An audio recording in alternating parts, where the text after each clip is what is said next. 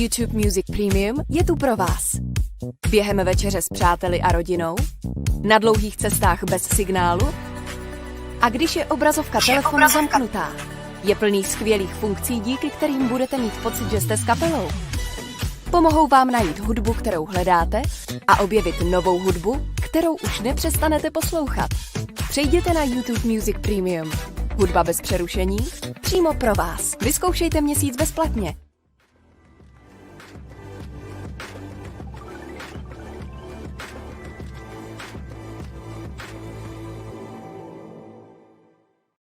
Vám najít hudbu, kterou hledáte, a objevit novou hudbu, kterou už nepřestanete poslouchat. Přejděte na YouTube Music Premium. Good. Hi everyone. Hi. Do we have good connection here? Yes. Yeah. All good. Hi. Welcome you all to this panel about booking in the age of coronavirus. Thanks for being here. And to all the people watching us, hi, and feel free to ask any questions in the chat, in the comment sections of Facebook or YouTube, and we will try to answer those questions at the end or in the process of the discussion.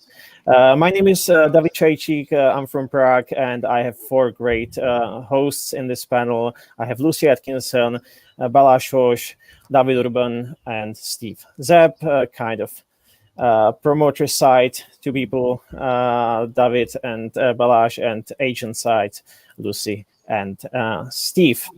So it's balanced. I'd like to start with the panelists introducing themselves briefly. So if Lucy can start and tell us what she does. Okay. Hi, I'm Lucy. I work at Earth Agency, which is based out of London.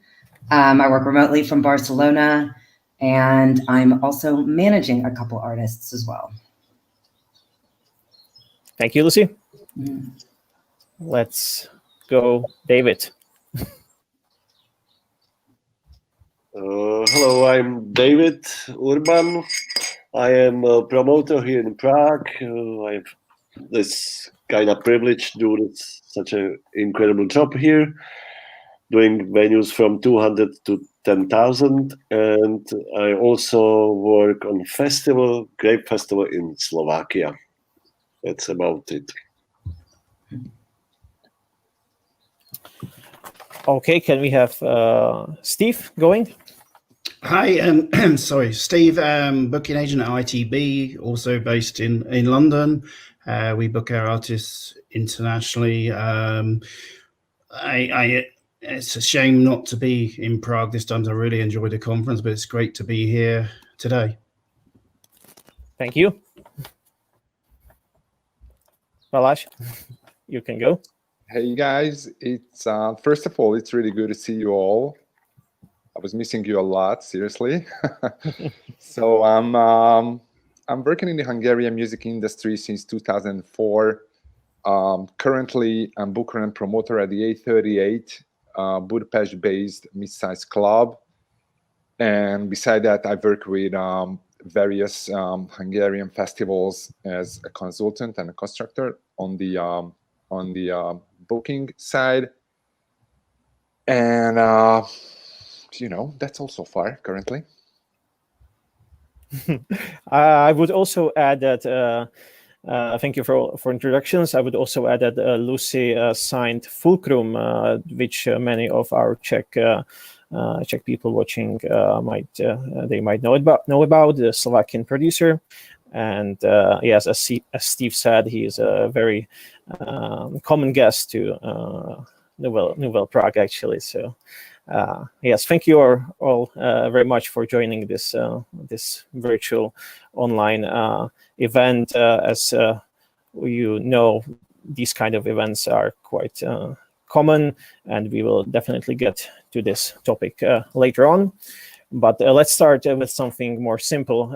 I'd like to ask you, how does your typical workday change, like since March, let's say? up till now? Has it settled somehow? Or is it still kind of hectic or the same? What has changed since March?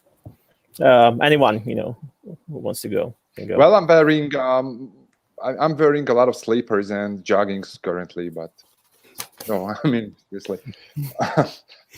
Of course, it's changed. I mean, just on my side, I can talk. I mean, we are currently in home office since March, of course. So it's kind of weird and tough because you probably know that in Budapest we are allowed to do shows until 500 capacity. So we still have live events again since mid-July, but only the production department is showing up at the venue because we try to avoid that we get sick. So we do have a very serious, like an online platform where we can sharing all the production details with the production workers. And that has evolved, I guess, since March. I mean, the work process has improved, I would say.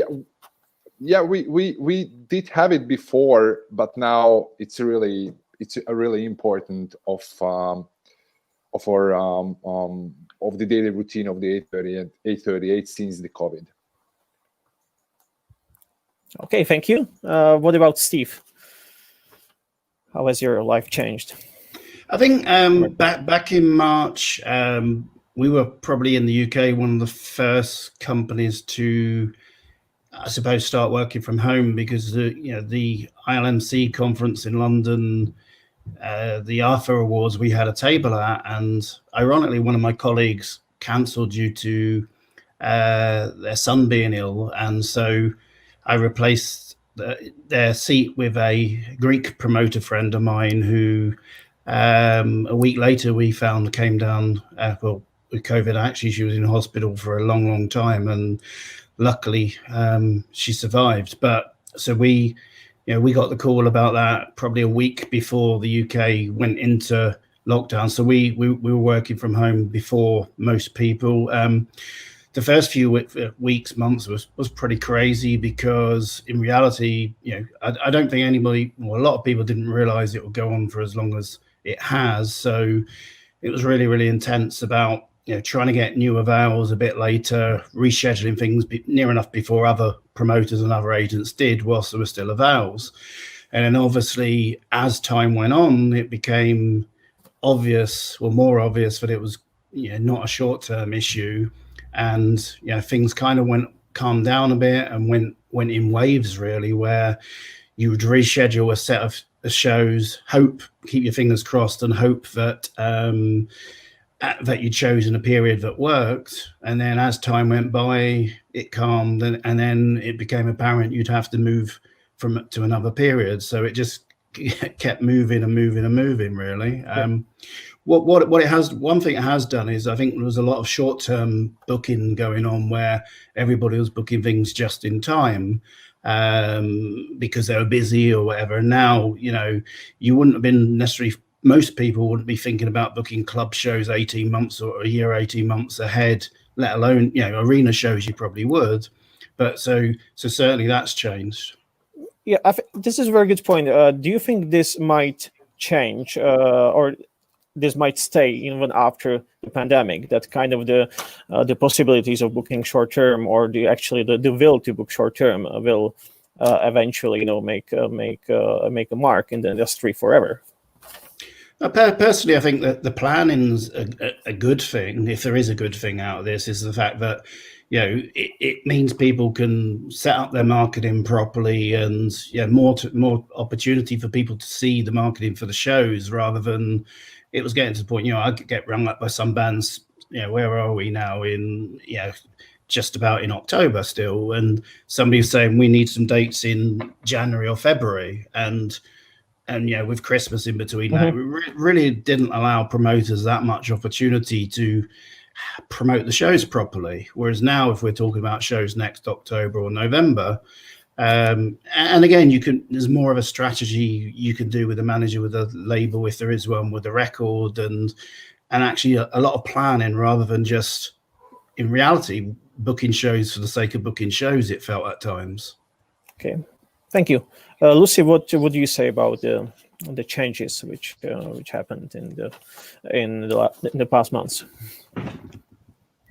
Well, yeah, I always worked from home anyways, as I work remotely from Barcelona.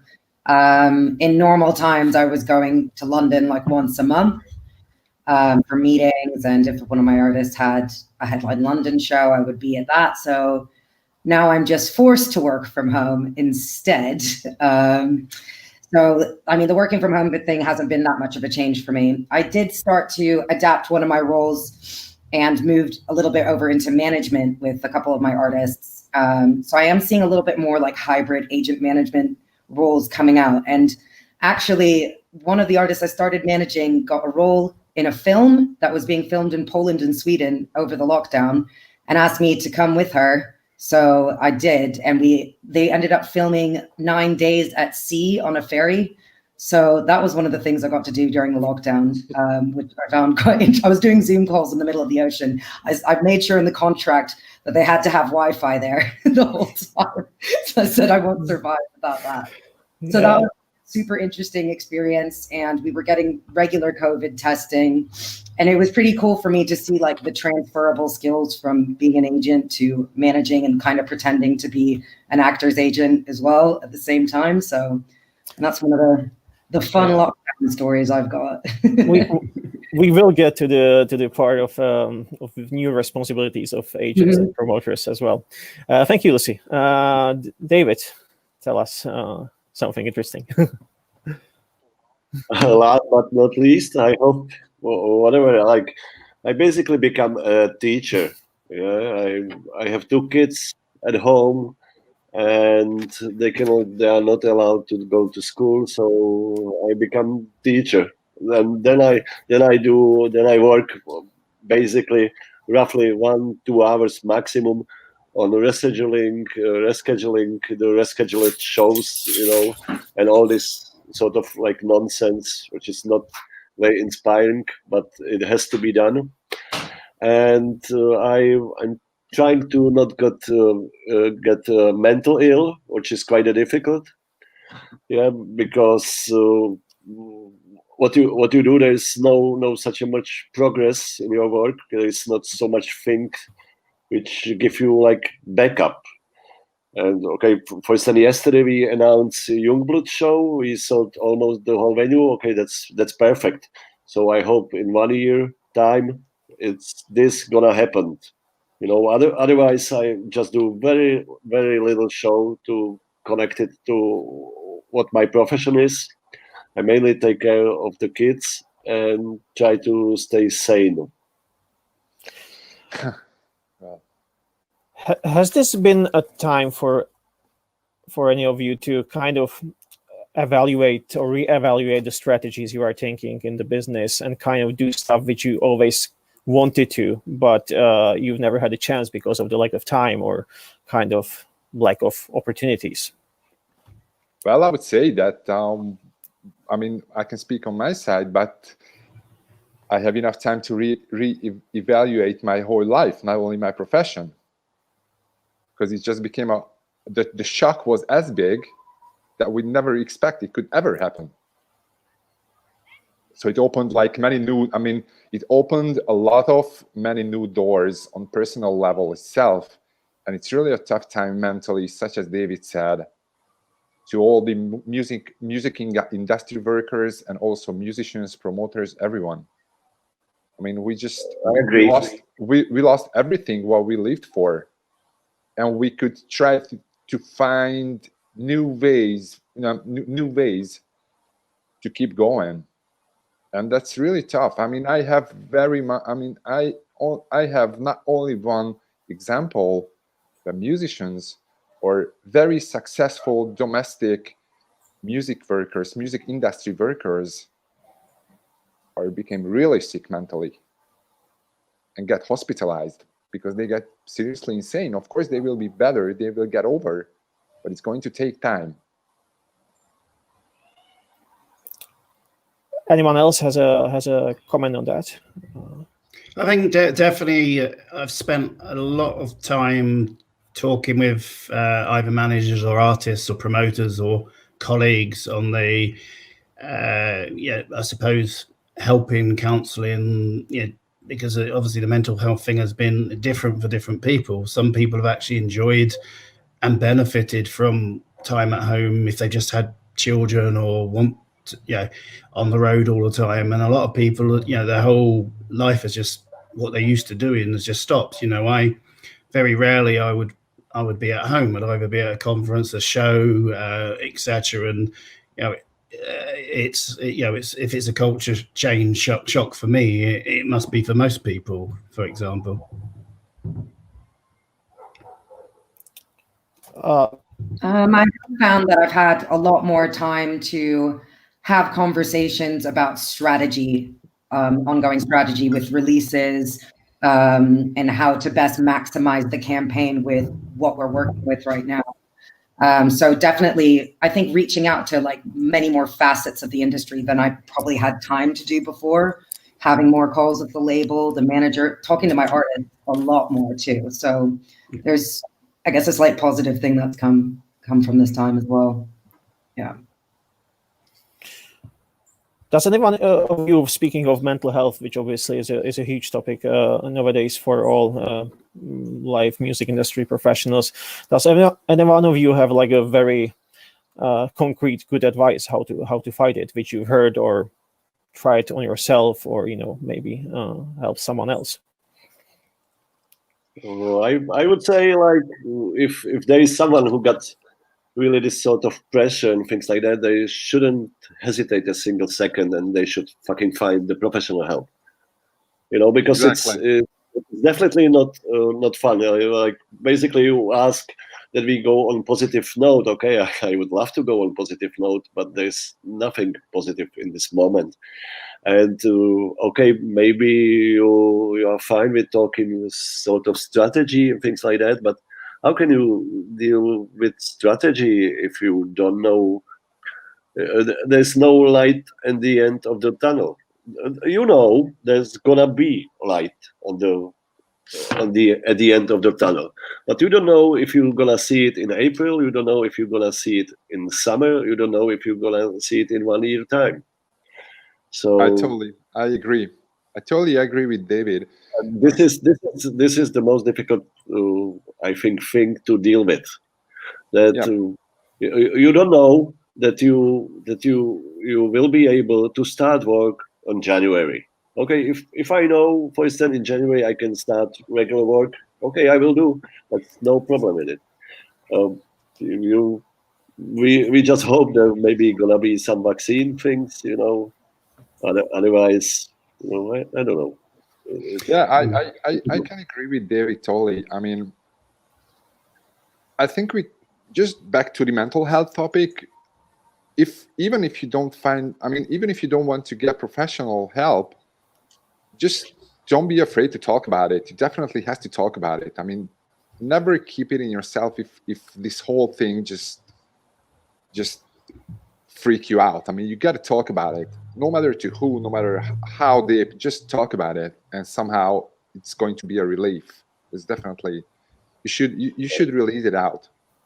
And back to the other topic about David was talking about, I think we all can agree on that as long as the vaccination will not be 100% sure, the live touring, I mean, the international touring business will not get back to the point where it was. And the other thing is that even, let's say that we will have this vaccination in January, February, whenever, it's going to take at least a year until the whole continent or the US get the vaccine as well. And the other point is that it's going to take a while from there on that the audience will come back to go to live shows. And I'm saying this because I know this. I've been a promoter during the 2009 crisis. The Hungarian market need at least 2-3 years until people were willing to buy pretty much expensive concert tickets. So it's not going to take from month to month. It's going to take for years. I'm pretty concerned about this. Yes, that's a very good point. I think it is gonna. I mean, I know. I mean, it's years. that's.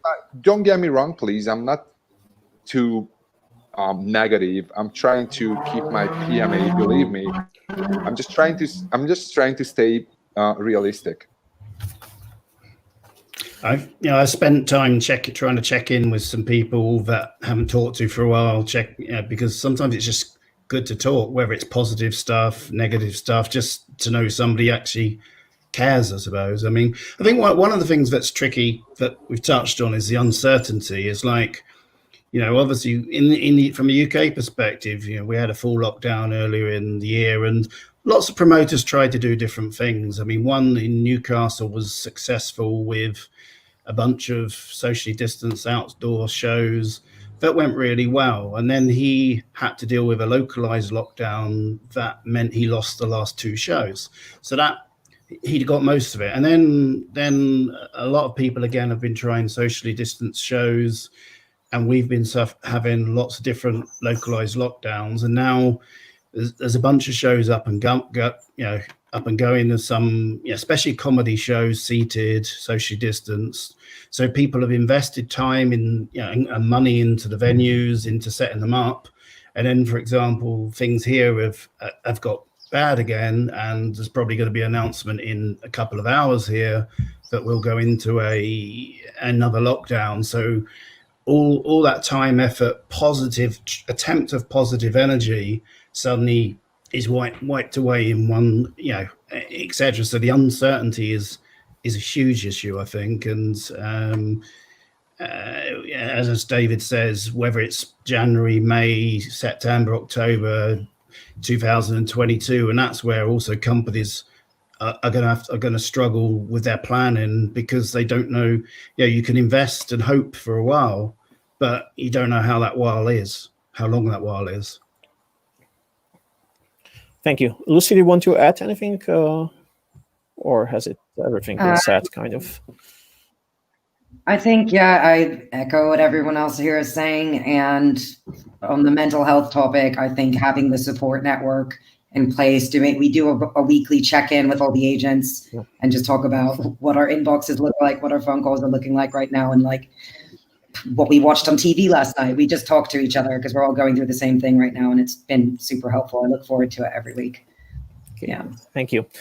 Okay, now let's turn a page and let's look at this kind of a elephant in the room, which I think we need to talk about, and that's kind of the online world of concerts. Katka, can I ask you for the slides?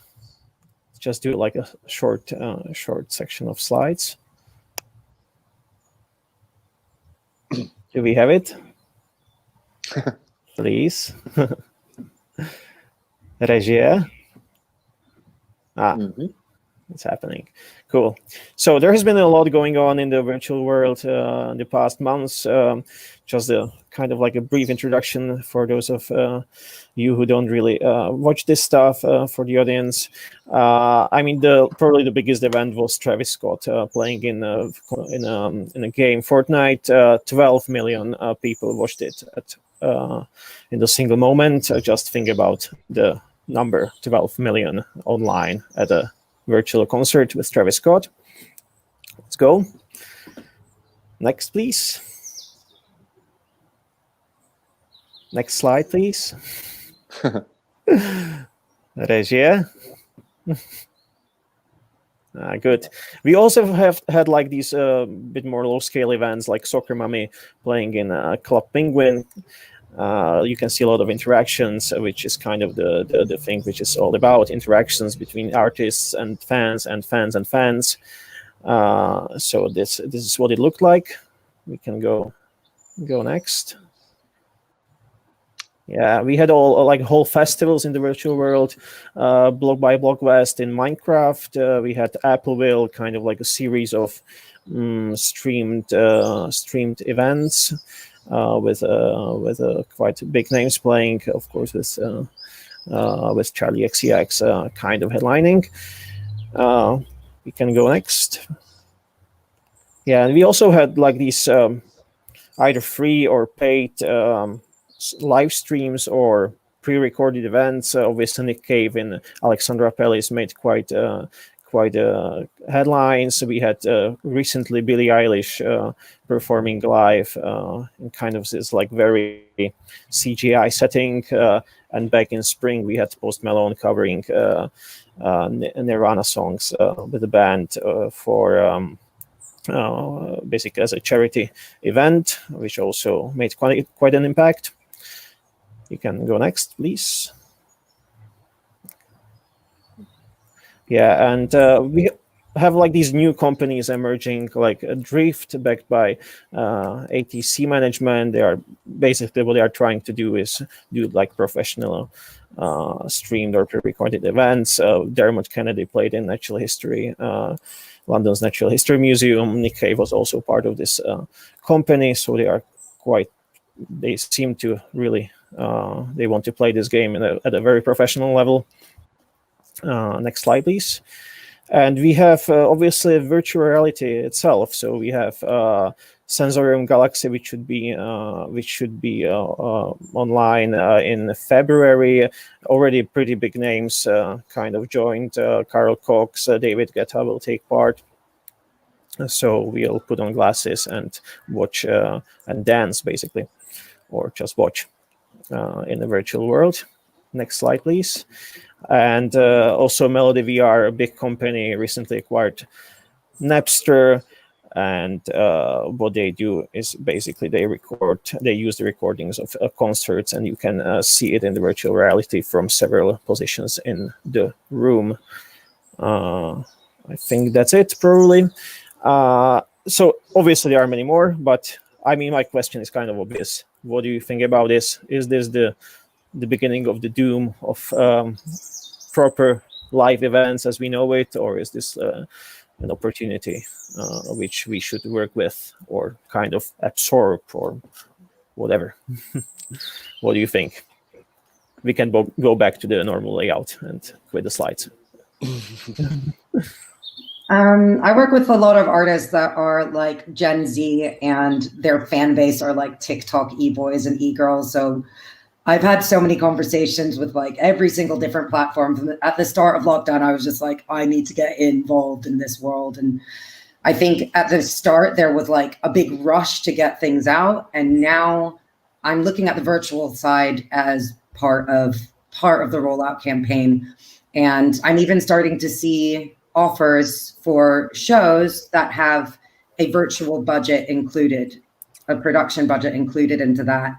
So, you know, I think like when I stopped looking at them as a replacement for live shows and just another addition to how we can connect with artists, I think that's opened up a new world for what agents can do to add value to artists' careers. So yeah, I think it's here to stay. I think that we're still figuring it out, but you know, it's reminiscent of like the Napster era of people downloading MP3s for the first time. So I do think, yeah, it's exciting. But I feel like it's going to be very hit or miss with certain shows for a while until we figure things out. Thank you. I think in the short term, obviously they've kept the connection with music or live music going really well. I think long term, as Lucy says, they could be part of a campaign as probably supplementary in certain cases to what's going on, such as an album launch show that can get to more people in places where you can't afford to play or don't play.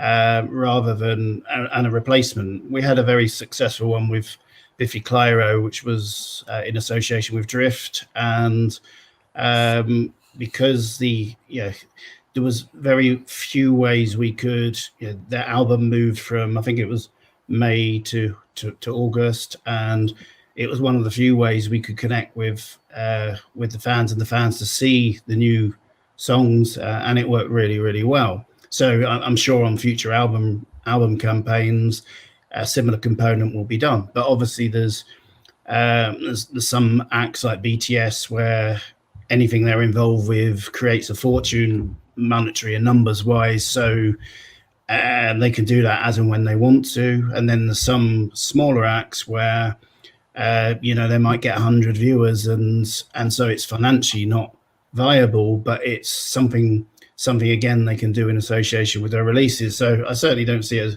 as a replacement, but certainly a very, very interesting thing we'll be doing a lot more with in the future in association with I suppose historical ways of doing the shows. Yeah, Thanks. I can agree. As a replacement, I don't see that it's going to work, but probably at a moment it will on short term. But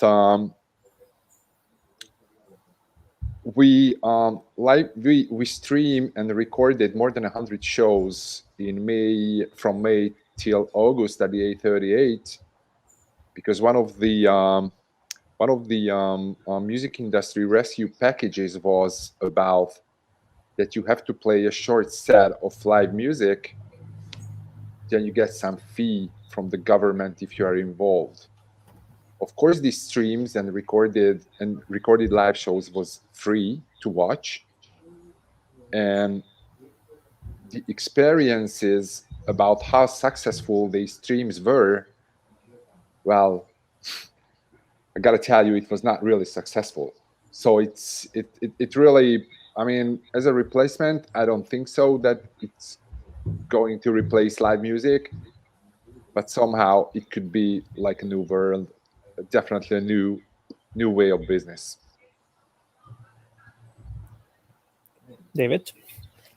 Yeah, I basically agree with all of you, and we note we can agree on it. You know, it's really like campaign supplement and like really for a short period of time, but I think this online things would wear out, and that like people really want to have that physical contact.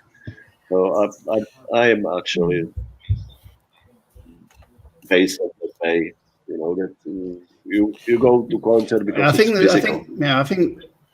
so it doesn't work for me.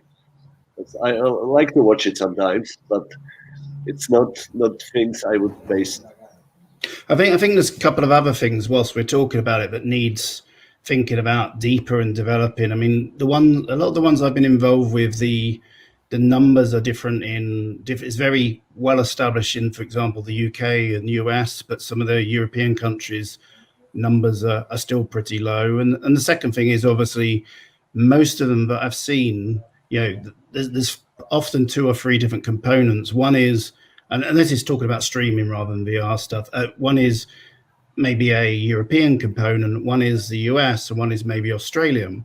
But what people seem to be still doing is, you know, one pricing point. So somebody say in Norway or the Netherlands is you know, somebody say in Serbia is where the income might, you know, the average wage might be less than say Norway, is expected to pay the same amount of money. So I think that needs looking at as well, because the actual model is just a bit crude at the moment in some cases. Good point. Yeah. Do you think that can you see that in the future, even like post-COVID, promoters and agents will be involved a lot in these kind of, as you say, probably supplemental events in the album campaigns? Do you see basically agent asking a local promoter to kind of help with the promotion of a live event, or do you think this is mostly artist management, publishers side of business? Well, I would be happy to see this, because management don't allow to do it. So I'm not really concerned that it should be the job of the promoter to get all these rights to do these recordings or streams. But at the moment, I don't have an idea whose job this would be. Well, there's the question. I think, yeah. I mean, it happens many times. I'm sorry, Lucy, just one more sentence. No, You know, it happens quite often that I get in touch with the agent I'm working a specific show on, that, hey, we do have this chance that we can record the show that if we can record it, it can be aired on the Hungarian national television, which is probably a good chance to the band if we want to the band get growing. I don't even get an answer. If I'm getting an answer, and if the act is quite more, I mean, not that small, I mean, quite popular, of course, on club level, there's gonna be like a huge mass of hundreds of emails with all the managers, whatever, the right holders, publishers, and it's, you know, even the bands want to record it. We're not allowed to do it. So it's, you know, it's a brand new thing. Yeah, I think in the past months, definitely the clearance of rights has kind of evolved. At least people started talking about actually what kind of rights they should use for this stuff and virtual reality and stuff. So it should probably improve because of the pandemic. But let's see. Lucy, you wanted to say something. Yeah, I just feel like for me, it's varied artist to artist, like whether I'm being cut out of the conversation or whether I'm like spearheading the conversation in terms of a virtual show.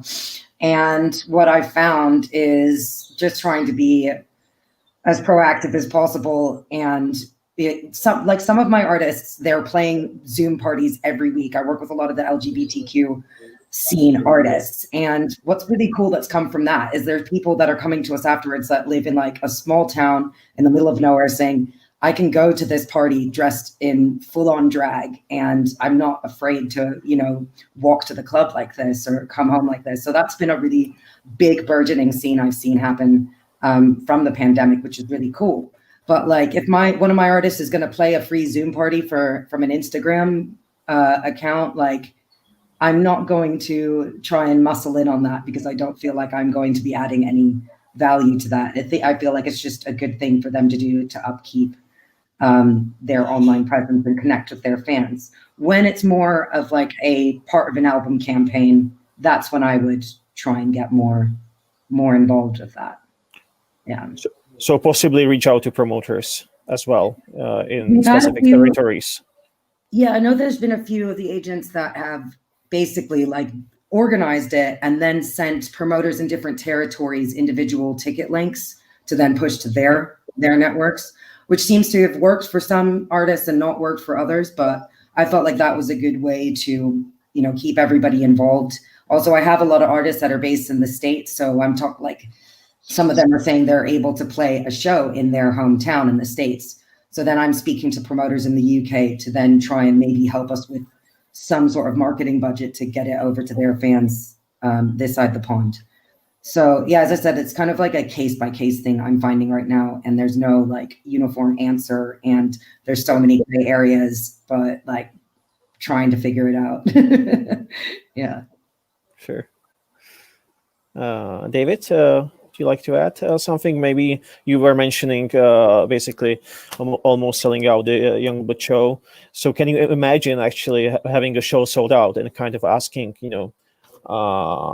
let's say, can we stream it? Can we sell tickets to the extra fans who can't get in? Maybe like a geolocked type of situation where only Czech fans, can buy tickets or something like that. I can imagine that. But primarily, I can imagine moving to bigger venue. That's my goal. We are in 3,800 capacity venue, and we a little bit calculating that we're gonna move the 9,000 capacity aside if we gonna get permission to do it. Otherwise, I can imagine like helping artists if they're on this track, trying to do this VR show. We share tickets, ticket link, etc. If it's our long partner or if it's our partner, or we helping, of course, with the career. That's not unusual. But Yes. If I would try to encourage, I think I would skip. Yeah, if artist has this idea, okay, I follow it. That's fine. But again, I am not so much so much fun of this virtual thing unless it's something very special.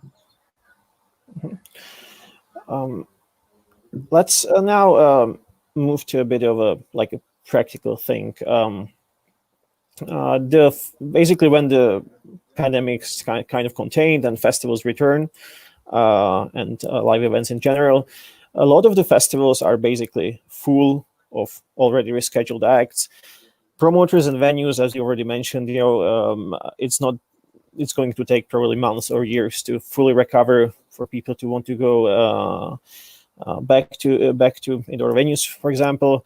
What would your advice be for an emerging act who is facing the situation with full festival lineups, with venues, promoters not really willing to take a risk on an emerging act as much as they maybe did before pandemic? How should actually artists with a debut album on their way or release just now, behave in this kind of market? I feel like right now, what I'm seeing a trend in is people kind of unbundling the campaign. So where it was meant to be a full album, doing a single per month with a music video. I would say to emerging artists right now, the internet is your best friend, and that you can probably collaborate with somebody that you wouldn't have been able to collaborate with because they were on tour previously, or get a remix from. So I feel like right now is the time to do that and grow your base. And yeah, the festivals, a lot of them are rollover bookings from the following year. So I would focus on getting your profile up and looking into 2022, really, instead of trying to muscle in on festivals, which are shaky. We don't know they're going to happen for next year. Thank you. Yeah, I agree on that. I think, I've got numerous artists who've elongated their campaign. They've moved they were going to come out in January or February and move next year and going to move their album to say September and make moments between January and September. And, it's been a strategy we've worked on together. And maybe on where you'd normally do a tour, they play one socially distanced show somewhere that is streamed, so they can connect with the fan base. Aim at 2022 as being the year we want to grow the band, so they get significant slots. And let's hope that next summer does happen. And if it does happen, I think a lot of bands that rolled over will probably confirm too early. Some of them will drop out of festival bills, and people like myself and Lucy, being agile and in a strong position with our artists, that they've grown enough that we can take the slots that become available maybe in January or February. And I think, again, just be strategic with that, and if it and be early for 2022. But just using the internet, as Lucy says, in the meantime, to build the reach of the band, really, or the artist. What about the promoter's perspective on that? I mean, we all have, a lot of rescheduled or unannounced shows, and we all know that when it kind of rolls on, we will have plenty of shows which are on hold now. So what would you say to emerging artists who want to play shows? Well, I would basically be on the Lucy's side, just try to be creative with doing the music. You cannot do anything basically. You can, your agent can, if you are lucky and got one, can set up some dates, but to be honest, there's no 100% sureness that it's gonna happen. So I would really suggest everyone just wait a bit. Don't stress yourself. We cannot speed it up. Instead of I would say something, I would like to ask something. But do you guys really think that the 2021 festival season will happen? I hope so. I mean, I know that you have to be positive and stay positive, but I really have to ask this. That was also the planned question. So yeah, we can do it now. I'm sorry, choice. David. I just don't want to. No. It's I just kind of hold it back. I mean, I should ask it. I find it crazy that to go from what's happening right now to being at a festival would be incredible. But like this year, I can't predict anything. I'm not, I would think it's very ambitious. I think the one thing about outdoor festivals is they are able to maybe, create their own sorts of structures. There was one in Leipzig that had like a 360 stage in the middle with sections of like 100 capacity or something. So I think, if we can implement quick testing on entry, or people can look into safety measures like that. I don't think all of them will happen, no, but I think some might. That's how I feel. Yeah. I think I'm less optimistic than I was a few weeks ago, but still trying to remain positive on it. I think it's probably around January that we'll have more of a clue where we're at, because obviously it's a big jump from 0 in many countries to fully open. And I think certainly in the UK, there's a couple of test events that are supposed to happen before Christmas. One at a place called Indigo, one I think at Brixton, where there's supposed to be full capacity testing testing on entry, etc. Full capacity run with Public Health England, and obviously see how those go. And I know Jeff at DF Concerts in Scotland, there's talk of him in the press doing something in Eastern Europe. Not quite sure more details on that and why the location and stuff. But if those are very successful, it gives an option, obviously. And if there's a vaccine that people are comfortable taking very early, again, there's an option. I think there's more chance of, if there's a festival, say, that holds 15,000 people and the site holds 40,000, there's more chance that something like that might be able to work socially distance or with some regulations going on than a massive festival fully open. But as I said, I'm trying to stay positive on it and keep open-minded until see where we are in January, I think.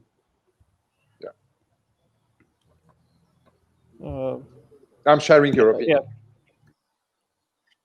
And I believe the next summer will happen. I have no. I cannot say where this confidence come from, but I really believe that next summer gonna be saved. Good. Thank you. Optimistic enough? Let's hope. Yeah, I think we can all agree that if the next summer is kind of a Sorry, I don't think we could hear you. Once more, David. I can be only mistaken, nothing else. But I believe the next summer will be safe. Let's hope. Yeah.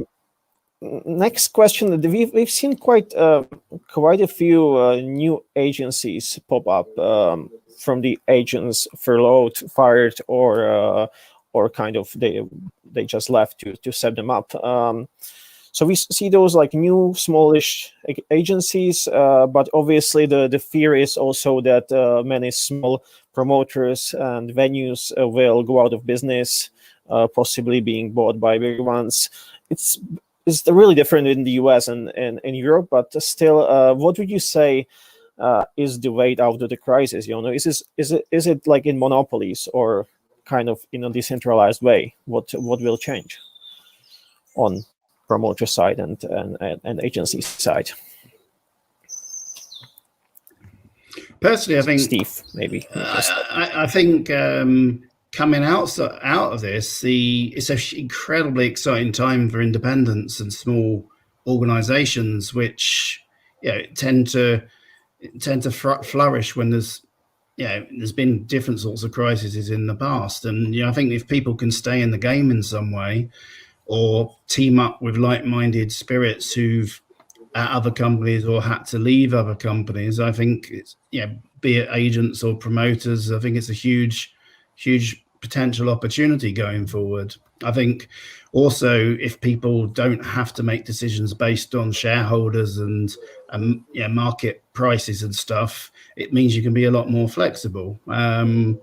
So I think equally at the same time, the bigger multinational companies, if they do things in the right way, there'll still be a massive place for them as well, once they get through the other side. But I think we could see certainly a much more breadth of where things are than now.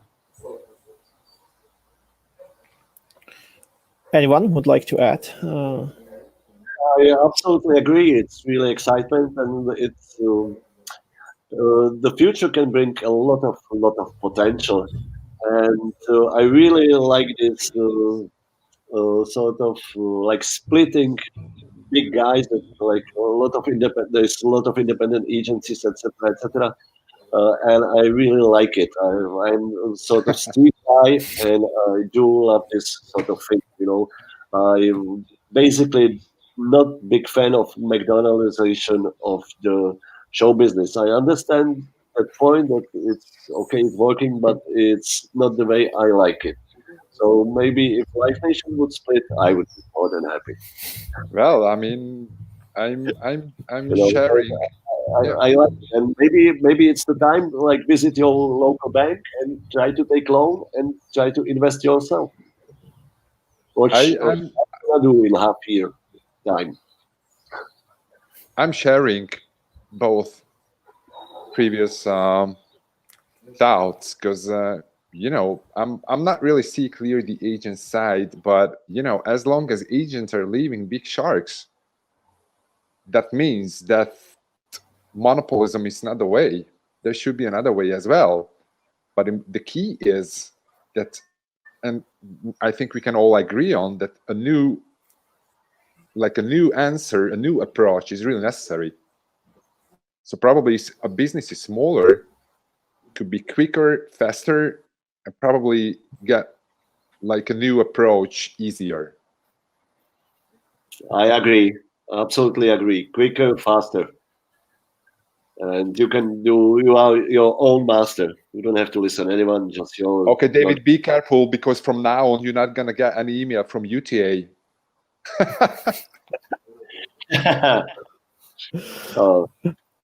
Lucy, what's your opinion on that?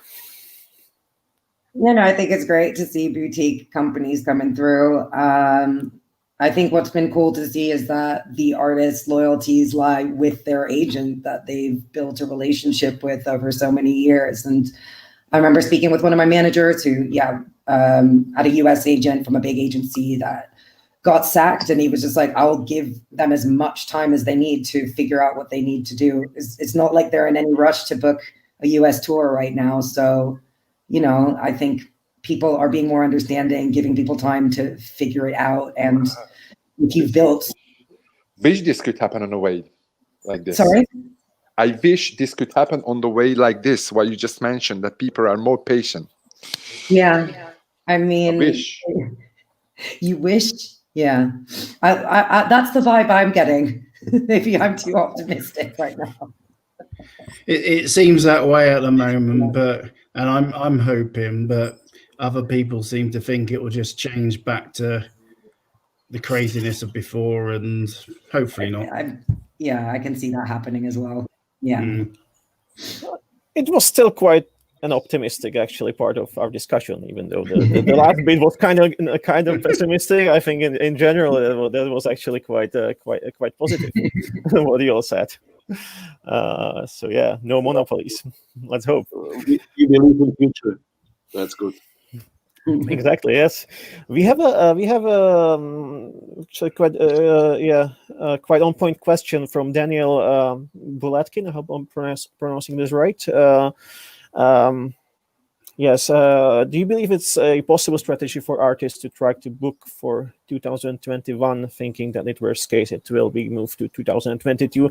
Yeah, a lot of agents and promoters are struggling if they actually should book for 2021 or if they should wait. And we kind of covered it a bit in the discussion, but still, what would be your advice for in general? I think a live show, in my opinion, is part of a wider picture. You know, obviously it's important all the people in front of the show who can see the band or artist, etc. But also it helps for media and radio and stuff. So, you know, I've got, you know, if I waited with some of my acts to 2022, it really doesn't help their wider campaign. I know we just talked about using the internet, etc., but the live component is still part of. And I've also found that it's much easier if you have to reschedule confirmed shows with promoters than actually book new shows. So I'm of the opinion to try and be positive about next year, put the shows in an educated position and way that helps the wider campaign with marketing. And if you have to move them, working with the promoters, it's much easier, as I said, to move them if we have to move them to 22 than start from scratch. So I certainly don't want to abandon 21 at this point because I want to stay hopeful. So Steve says do it. What about the rest? I would say it depends, like what the guy is looking forward. What's your target? If you would like to do one country, like your home-based country, like tour, okay, that's probably you can try to work on it because at least you don't have the problem with crossing borders. If you would like to do like fully European things, that's different story. And in that case, I would suggest, or I would recommend to wait. I would say that I would concentrate on domestic headline shows and festivals. Yeah, absolutely. Good point. You can definitely hold the dates. That's what I'm doing with lots of promoters right now. And moving the time over and over again. You can definitely do that, but might not be the best use of time. Yeah, so certainly. I'm really good at rescheduling. We're amazing at it now. Certainly domestic. I've got a shorter timeline on than international touring where borders are involved. That is a hugely important thing to take into account. Mm-hmm. We have another question from Alasdair Booch. Can we have it on the screen, please? Yes. What does the panel think of William Morris, Mark Geiger buying up indie venues to rescue them? This might actually happen more in the year 2021. You know, kind of big guys buying small venues and investing in them. What do you think about this, Lucy?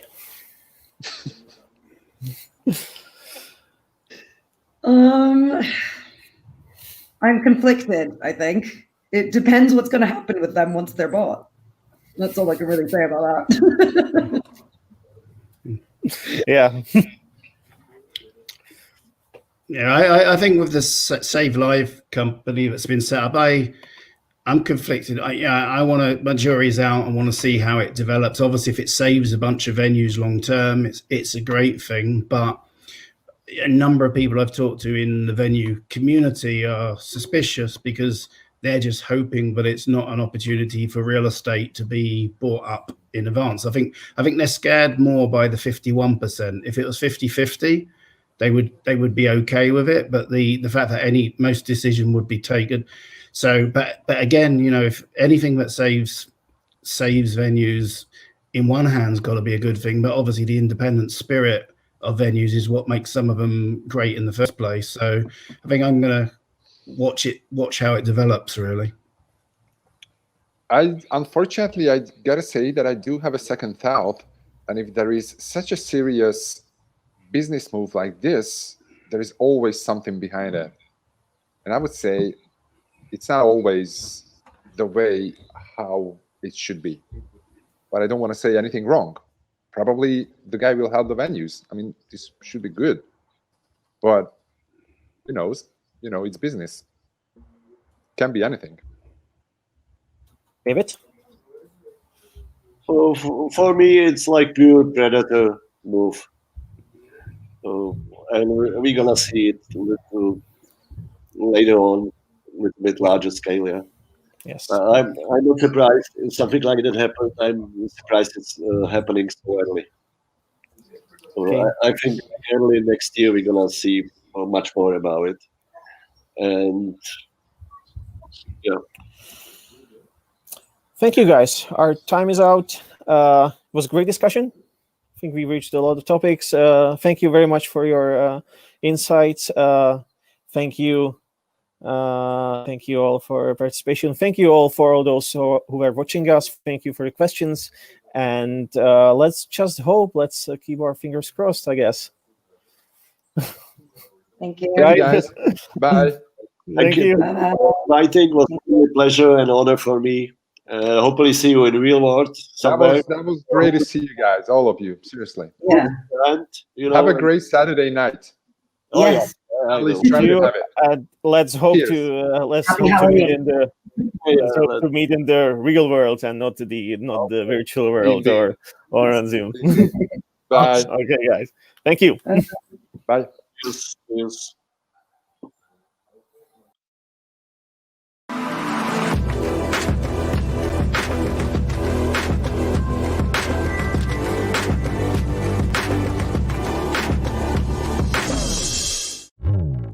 YouTube Music Premium je tu pro vás.